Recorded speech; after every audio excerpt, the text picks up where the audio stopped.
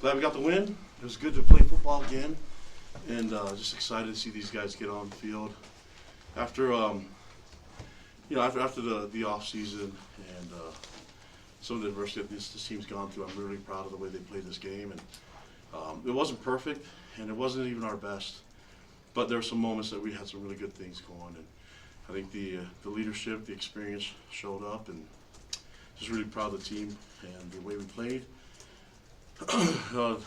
In all three phases, I thought it was really good. I took care of the football. There's some scary moments. I mean, other than I think if we're evaluating it, I just don't know how they do things in the review when the replay stuff. But that's for the rest. I'm biased when I thought that was a fumble, So I'm always getting. And then we were trying to get a timeout when we thought it could have been reviewed.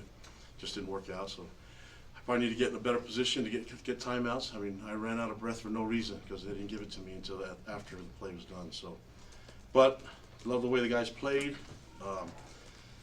Excited about what we can do as a team, and looking forward to the next matchup against SIU in Dallas. Just want to give a lot of praise and appreciation to all the fans that were here. They're amazing, and they brought a lot of energy. And we need them. And so just hope they know that we appreciate them and love them. And then Jay's doing great. He was in the box and was on the headset, and we're going back and forth and different calls and things like that. But he's in great spirits, and I'm glad that he's healing up, and we'll be ready to have him join us on Monday. So we'll be ready to roll. So that's kind of where we're at right now. I mean, I'll take any questions you guys have for me, but really proud of the team and glad that we're 1-0 right now. Kalani, looking at the defense, Kalani, you guys had 2 sacks, 7 tackles for loss, a takeaway, and I mean this comes after last year where you had 11 sacks the entire season. What can you say just about the effort they had tonight and their ability to kind of keep Southern Illinois on their heels for 4 quarters? Yeah, I mean, so the coach in me just wants to. I look at the missed opportunities that we had because there's a lot of them. I mean, I think we had opportunities to get some turnovers and to get more sacks and more disruptive plays. I could think of a couple plays we'd like to have back for the guys. But I think when you look at that, just Southern Illinois just made some. I mean, the QB just made some great runs, and that he can really get after it. I was impressed with his ability to run the ball, and so I thought we tried to keep him crowded as much as possible. It's just hard to do that against a really good athlete, but for the most part, I thought the defense was able to hold their own. And Jay's been getting these guys prepped. He's been getting them ready for this, and I think it's a good step for where we want to be as a defense overall. So saw a lot of freshmen getting opportunities to play and have an impact. That helps out too. But the guys buying into it and having another year in the system, I think makes it a lot easier. I mean, that goes for the entire team. On the other side of the ball, that first drive, Jake was able to make 2 fourth-down passes to keep the drive alive and get you guys on the scoreboard. Does that kind of, to you, encapsulate what his night was about, like his poise and his ability to make plays? I mean, I don't want to keep going for it on 4th down all the time, but I don't mind doing it either, especially when we're an efficient team. I think the one that we didn't get, he knew that it was just an error on the throw. So that's very fixable, and then Jake can get that done. But everything else, I want to be aggressive, but we have 4 downs for a reason, so I don't mind using it.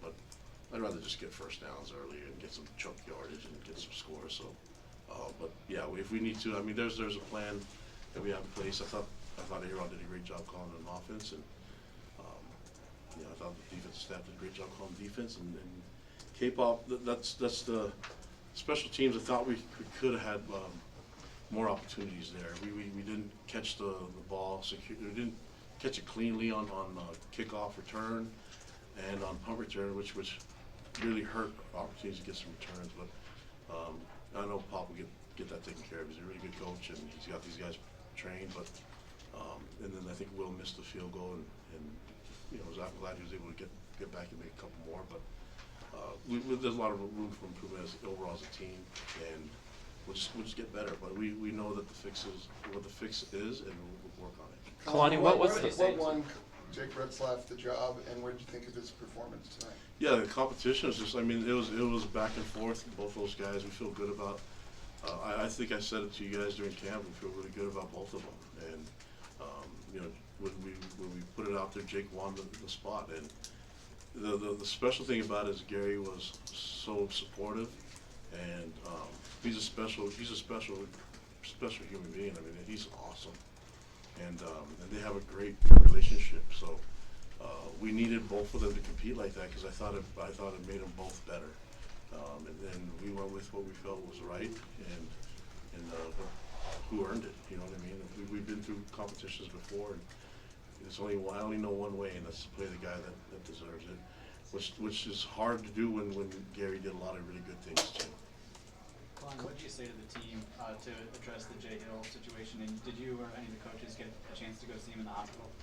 No, Jay's a little bit difficult to work with when that happens, because it was interesting. I mean, now that you guys all know what was going on, he called me and just like, I got a phone call from him, and I'm used to talking to him every night, so it's not a problem.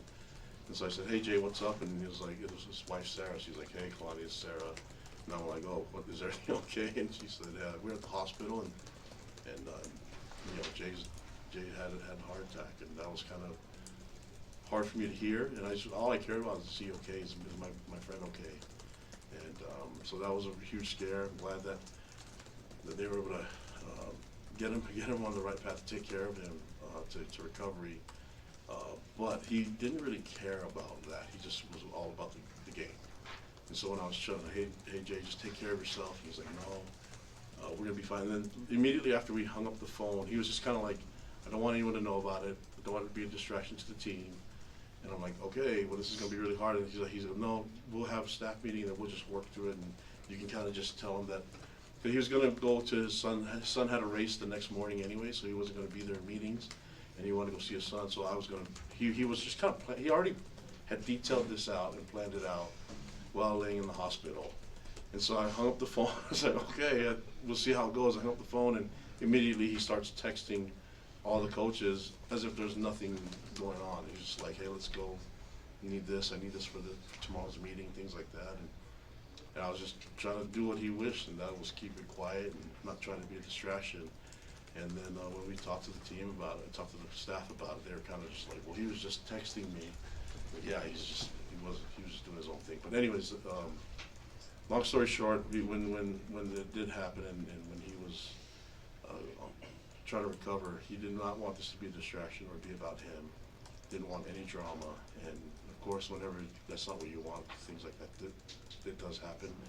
We talked to the team, got him on FaceTime, and he was able to FaceTime with the team, and he was able to share with them how much he loved them and cared about them. And I thought that was really cool. It kind of gave the players just a good sense of just a relief, you know, and I think people started to figure things out and try to, I think, share his story, what was going on. And then he didn't want the attention, but people love him, and how can you not when he's such a good person? And so,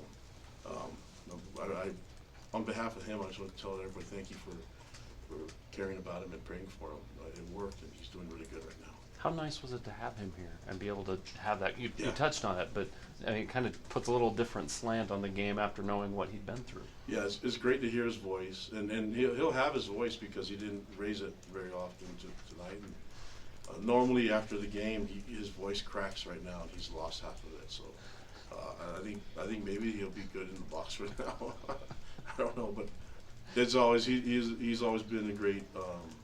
He's always been great for me. We worked together for a long time, so he's a great friend, and I'm just glad that he's doing good right now. When you said he had a headset, was he talking to you as the DC tonight, or was he talking to the players with the new communication? We're talking with everyone, and then yeah, they're in the box. They had the communication. We had Justin in on that one, and so we were giving calls, and as a staff, we're giving calls, and then Jay would kind of hear it out. And it was all a group effort. You know, I think when they made plays, somebody else called it, but I called it. We would have a shutout. Jake had 8 big plays, explosive plays tonight through the air. Was that the difference in what got him this job? Was the explosive playmaking ability? Gary can do that too. And so I think I mean, we know Jake's abilities, and you know, I'm gonna keep saying this. Like, I have to defend Jake because last year he was going through some tough times. He got sick, and he wasn't able to really compete in the off season, and so we saw him competing with Keaton for some time, you know, and at least be on and get after Keaton that far. But I mean, the guy's he's just a tough kid, works hard. He has amazing work ethic, and he's got great abilities, and I love the person that he is, and he just happens to play great football. When Josiah Phillips Last comes question. When Josiah Phillips comes in and makes a play like that, would you like to see him get more targets in the game?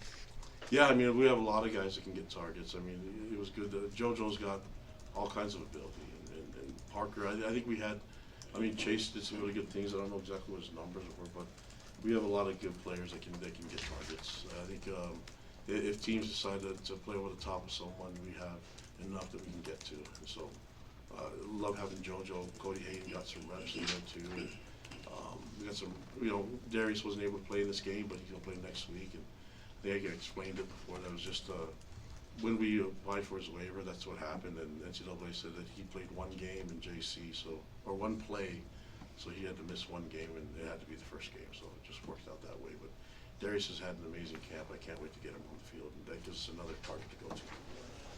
All right, thank you.